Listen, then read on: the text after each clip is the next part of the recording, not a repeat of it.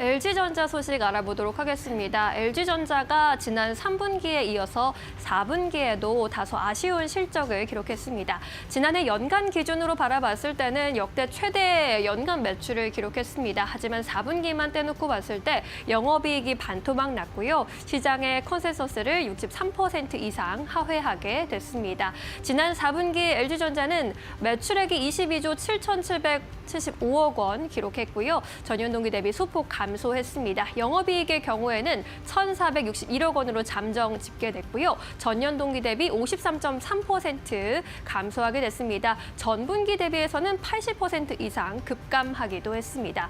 이렇게 실적이 악화된 원인에 대해서 회사 측에서는 하반기 들어서 예상치 못한 글로벌 해상 운임의 급등에 영향을 받았다고 설명했고요. 또 재고 건전화 차원의 일회성 비용도 발생했다라고 전했습니다. 현재 LG전자는 급등하는 해상 운임 그리고 증가하고 있는 물류비에다가 관세와 신사업 관련 비용 등의 변수가 상존하고 있다는 것이 가장 큰 리스크 요인으로 꼽히고 있고요. 또한 TV 등 주요 사업 부문에서 중국 기업들과의 경쟁이 심화되고 있다는 점 역시 실적의 악화 원인으로 꼽히고 있는 상황입니다.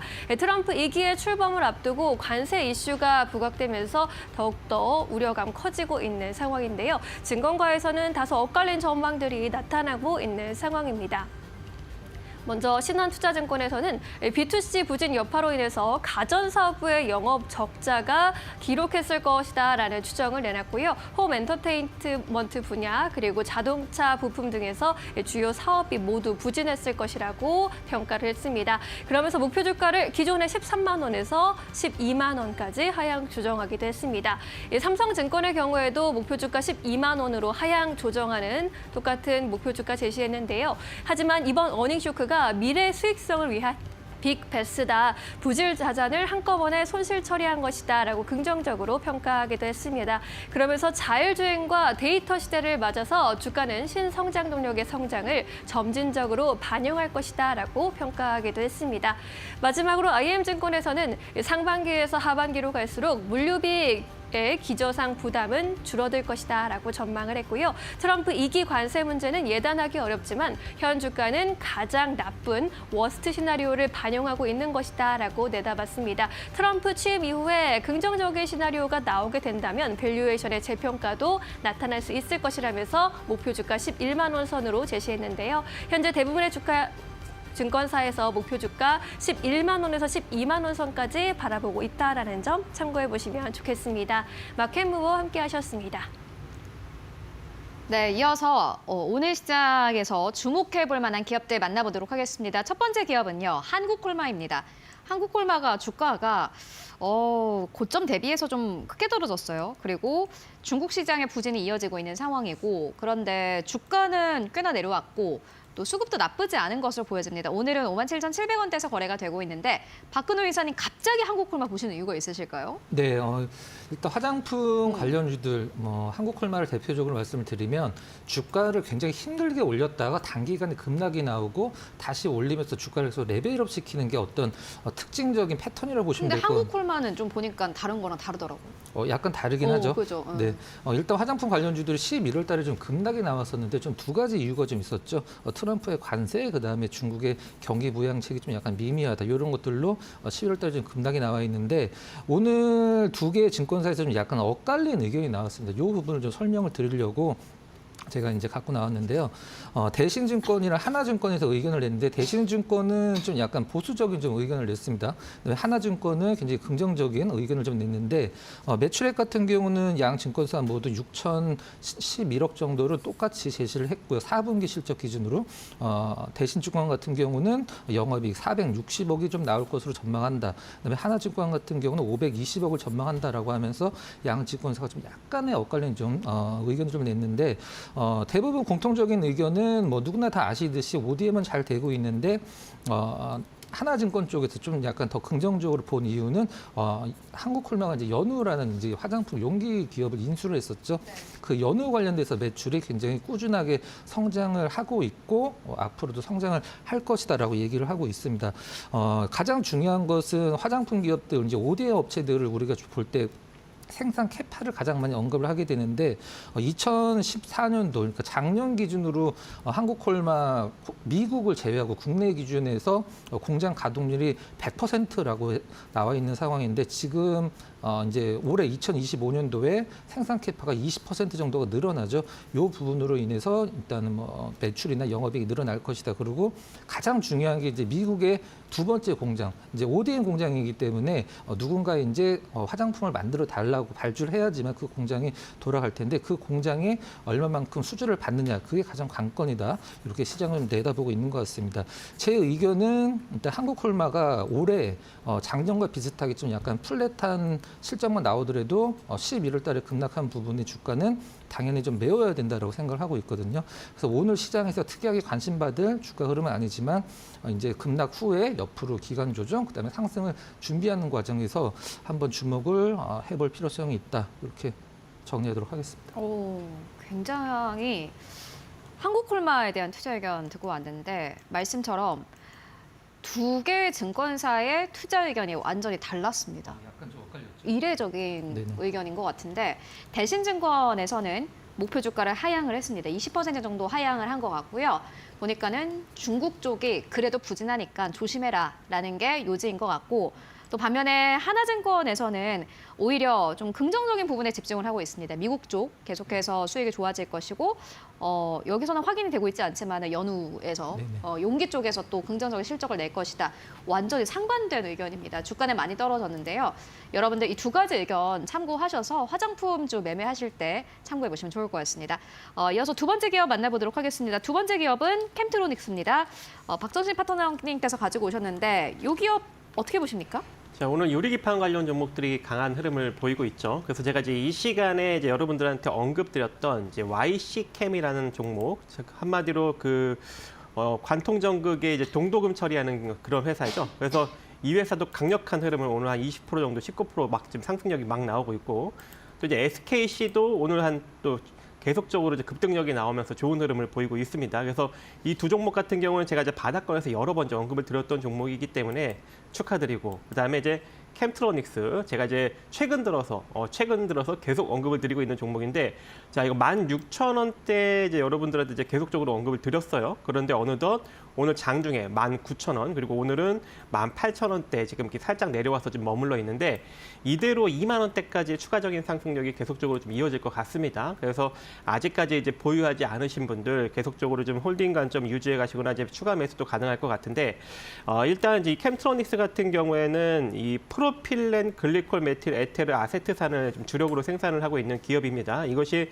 노광 공정에 적합한 포토레지스트에 적용되는 소재다라고 보시면 좋을 것 같고, 또 이 디스플레이를 얇게 가공하는 이제 식각 작업도 이제 진행을 하고 있는데, 거의 이제 삼성 디스플레이 쪽에 이제 F량 디스플레이 식각 작업을 이제 거의 다 지금 진행을 하고 있는 상황이어서 아무래도 지금 실적이 상당히 좀 긍정적으로 나오고 있는 상황이고, 또 거기에 이제 유리기판 강옥을 위해서 유리기판 관통전극 기술을 현재 개발 중에 있습니다. 예, 삼성전기와 같이. 그렇기 때문에 아무래도 캠트로닉스도 좋은 흐름을 앞으로 이제 보일 수 있는 여력이 존재해서 지금부터 여러분들이 한번 잘 관심을 가져볼 필요성이 존재할 것 같고요. 아까도 언급드렸다시피 이제 상승력이 나오면서 이전 주가 위로 이틀 연속 지금 상승력이 이어지고 있어요. 그렇다라는 것은 추가적인 상승력을 만들어낼 가능성이 매우 높다라는 겁니다. 그래서 지금 가격부터 여러분들이 좀 분할로 접근을 해볼 수 있을 것 같고, 기술적으로 어디까지 여러분들이 이제 분할로 접근할 수 있냐 하면요.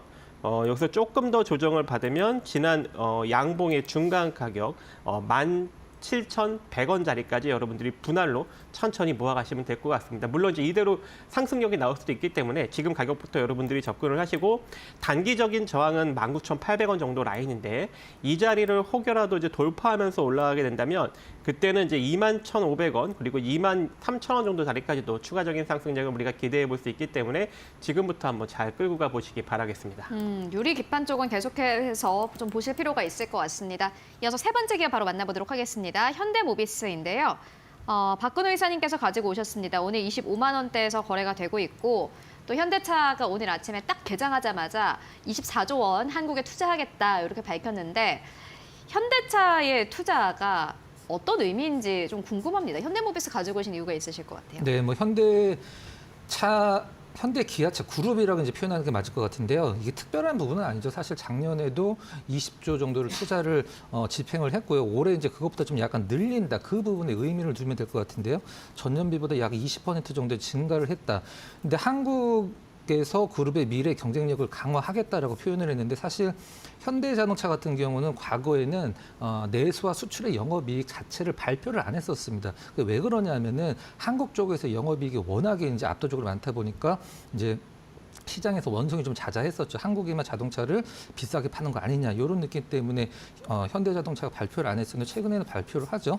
그럼 25조 원의 어떤 이 투자 집행을 했을 때 과연 가장 수혜를 볼 기업이 어디냐라고 했을 때 아무래도 뭐 그룹사들, 계열사들의 캡티브 매출이 좀 더 늘어나지 않을까라는 부분을 좀 염두에 뒀고요. 위쪽에서는 약간 밀리고 있는 상황이죠. 현대모비스를 시장에서 표현하는 말 중에 가장 좀 약간 와닿는 말이 무엇이냐면 완성차 업체와 부품사들을 우리가 이제 표현을 할 때 이런 식으로 표현을 하거든요. 사람이 주인이 강아지를 데리고 산책을 한다라고 표현을 하는데 완성차 업체가 가면은 부품사들은 이렇게 왔다 갔다 지주석격. 그렇죠. 그죠? 예, 네. 그런 부분도 있긴 하죠. 이제 그런 식으로 표현을 하는데 현대모비스를 표현을 할 때는 이제 부품사가 완성차 업체들보다 주가 흐름이 더 잘 나올 수 있는 것을 보여줄 수 있다라고 표현을 하거든요. 이 부분이 좀 약간 중요하다라고 생각을 하고 근데 그 있고. 말이 맞았던 적이 있을까요? 이제 앞으로 그렇게 될 거라고. 저는 현대모비스만 네. 보면은 우리 시청자분들 괜찮을까 이 생각 들더라고요. 네, 그런 식으로 표현을 많이 하기도 하고요. 어. 이제 현대 모비스를 볼 때 두 가지를 시장에서 가장 좀 염두에 두는 것 같아요. 첫 번째는 아무래도 이제 수출도 많이 하다 보니까 현대 글로비스와의 운임 계약 이제 작년 7월에 했고 이제 올해 1월달에서 2월달 사이에 다시 재계약을 앞두고 있는데 이 운임 지수가 작년 7월달 대비해서 내려가 있기 때문에 그 부분에서 영업이익 쪽으로 좀 더 유리하다라고 표현을 하고 있고요. 지금 현대자동차 입장에서 가장 좀 염두에 두고 걱정을 하는 것은 AS 부분인데요. 일단 내연기관 자동차 같은 경우에 AS가 굉장히 많기 때문에 현대모비스가 가장 많은 수혜를 보고 있는 상황이죠. 그런데 전기차로 넘어갔을 때 이 AS 부분이 굉장히 약화가 되는 부분을 뭐 전기차는 기대를 하지만 이 현대모비스와 관련돼서 AS 부품들이 이제 적게 들어가니까 그 부분들을 좀 약간 걱정하는 부분도 있긴 합니다만은 4분기 실적이 굉장히 잘 나왔죠. 매출은 좀 유지가 됐는데 영업이익 같은 경우는 전년 대비해서 60%가 훨씬 넘는 어떤 성장을 좀 기록했다는 부분, 이 부분이 시장에서 좀 약간 긍정적으로 보고 있는 부분인 것 같습니다. 일단 나머지 하나만 좀 체크를 해보면 미국의 이제 메타플랜트 아메리카 원래 이제 전기차 전용 공장이었었는데 하이브리드까지 같이 생산을 하죠.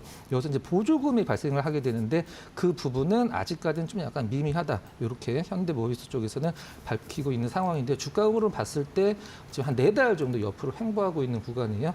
조금 더 거래량 실리고 외국인 수급, 기관 수급 괜찮기 때문에 윗단에 한 26만 원 부분 돌파 염두에 두시고 주목을 한번 해 보시면 될 것 같습니다. 네, 현대모비스 만나보고 왔습니다. 오늘 또 수급도 따라 붙고 있던데 앞으로 함께 좀 주가 흐름을 유심히 살펴보면 좋을 것 같다라는 생각이 드는 기업입니다. 이어서 네 번째 기업 바로 만나볼게요. 삼성공조입니다.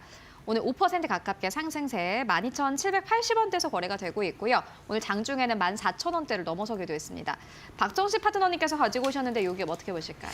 네, 이제 공교롭게도 이제 눈에 띄다 보니까 이제 같은 자동차 섹터를 이제 골라보았는데 일단 삼성공조 같은 경우에는 라디에이터, 오딜쿨러 이런 이제 냉각기 계통 자동차 부품 그리고 부품을 만들고 있고 이제 변속기 등도 이제 생산을 해내고 있습니다. 그래서 뭐 자동차 부품, 중장기에 들어가는 부품, 농기계에 들어가는 부품 등을 이제 생산을 해서 이제 OEM 방식으로 직접 공급을 하고 있는 그런 상황이고 또 미국, 유럽, 동남아 이런 해외 시장으로도 직수출을 하고 있는 그런 상황입니다. 그래서 특히 이제 주요 매출처가 이제 현대차 그룹이다 보니까 이 현대차 그룹에 대한 어떤 그런 여러 가지 이슈에 따라서 좀 민감하게 반응을 하는 측면이 있고요.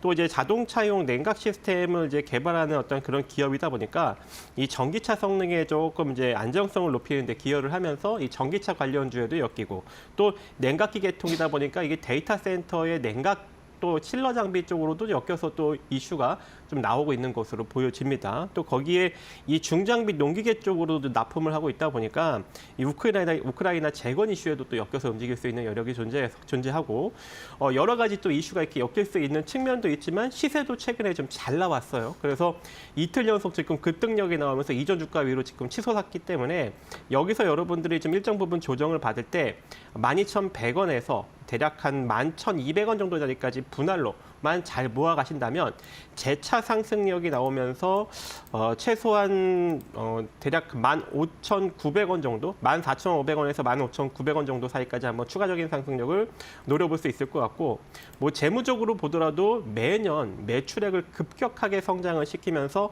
4년 만에 매출이 지금 2배 정도 뻥튀기 됐습니다. 그래서 영업이익도 굉장히 잘 나오고 있는 그런 상황이거든요. 그래서 지속적으로 성장이 나오고 있고, 그리고 부채 비율도 상당히 낮고 안정적인 재무 구조를 지니고 있는 기업이기 때문에 지금부터 한번 여러분들이 잘 관심을 가져보시기 바라겠습니다. 네, 삼성온조 만나보고 왔습니다. 지금까지 두 분과 함께 이야기 나눠봤습니다. 말씀 고맙습니다.